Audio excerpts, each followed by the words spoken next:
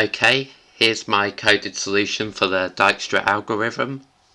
You're unlikely to know what this code means at first, so I'll be going through it line by line so you gain a thorough understanding. Okay, so at first the nodes in the graph will have a value of infinity, so I'll just comment that every node will have a distance of infinity at first, since we don't know the initial distance. This is creating a named tuple object for the graph's edges, so I'll just comment that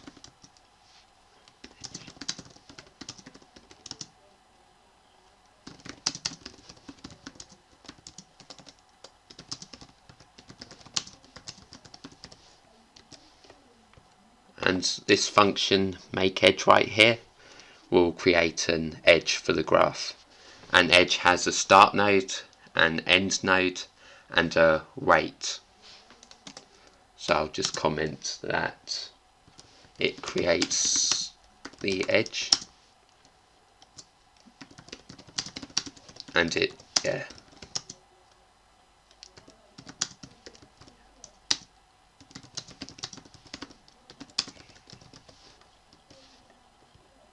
Okay, so this will create the graph class, which is what I'll be using to connect each node together.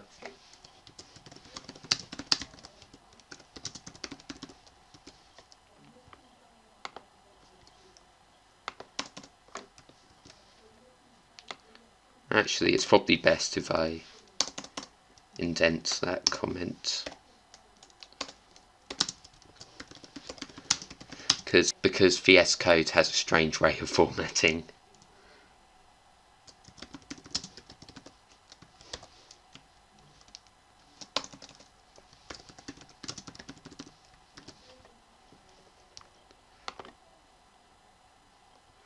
Okay, now this line right here will ensure that the data entered into the graph is valid.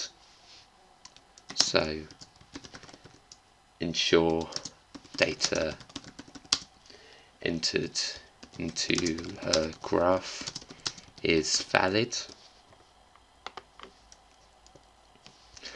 and if it isn't, it'll just raise this value error telling the user that if the data entered into the graph is invalid, it'll tell the user that there's the incorrect number of edges.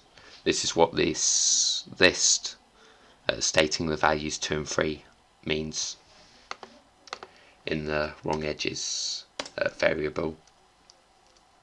So this will just store all the edges as a list. Okay, this function total nodes right here will return a set of the total number of nodes.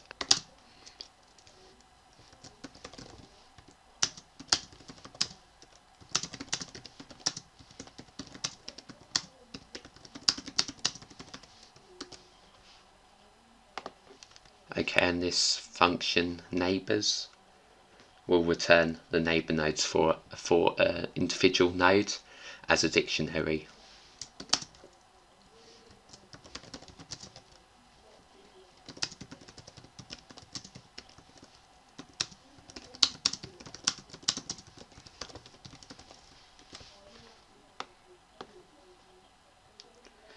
Okay, now here's the fun part. This is the actual Dijkstra algorithm, and this is the inner workings of it, so let's get started. The initial rate for every node is infinity at first, so I'll just comment that the initial rate for every node is infinity at first.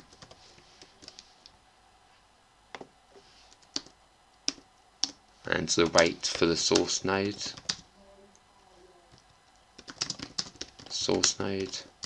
will be set to 0 because that's the node which we're starting from. Okay, so this node's assigned to self.total_nodes.copy.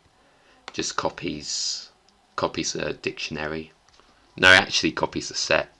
My apologies. So yeah, so it just copies the total set.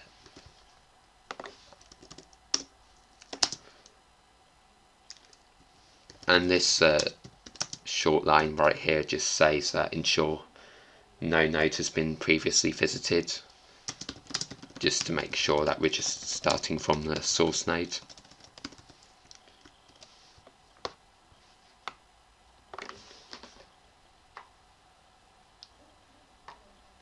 So right here for every node we want to get its edge rate, so for every node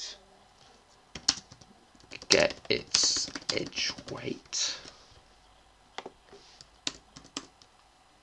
Ensure no nodes have a distance of infinity.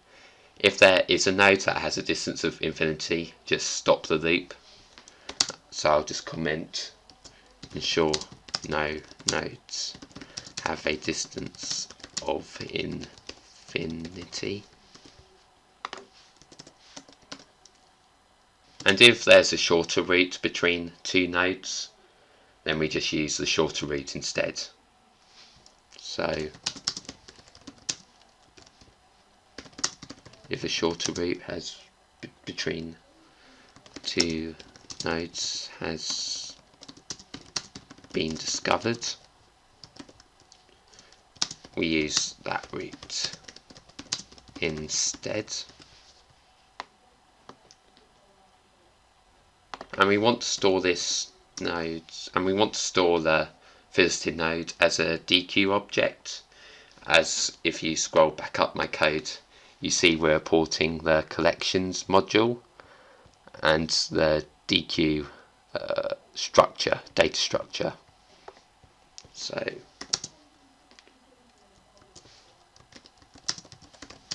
every visited node as a DQ object.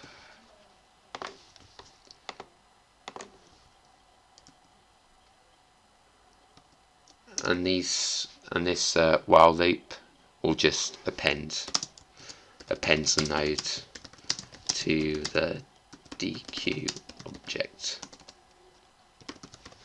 Okay, so this while loop right here will append the node to the DQ object. So will this conditional if statement. And once we've done all that, we return the DQ object. So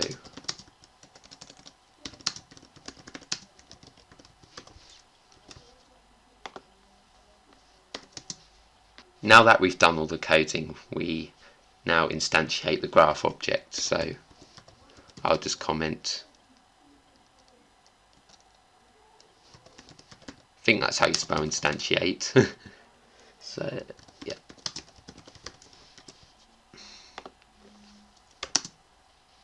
And we want to run the Dijkstra algorithm.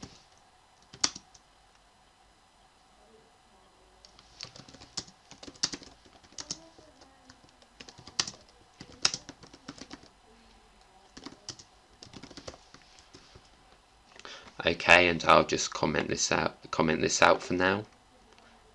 To comment stuff out in bulk in VS Code, which is what I did there, you hit Control and /. So let's see if this works. It should do. And yes, it works. But the issue is that that isn't a very user-friendly way of displaying the total amount of nodes visited. I'd like to display it in a better way, as that will be clearer. So let's just remove that.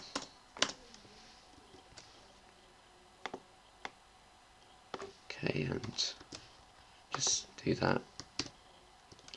and as you can see, you know where I might just clear the terminal and run it again. And as you can see, each node visited is displayed on its separate line. Okay, I hope you enjoyed this walkthrough. I might make future videos. It just depends how my university work is going. But thanks for watching. Feel free to subscribe.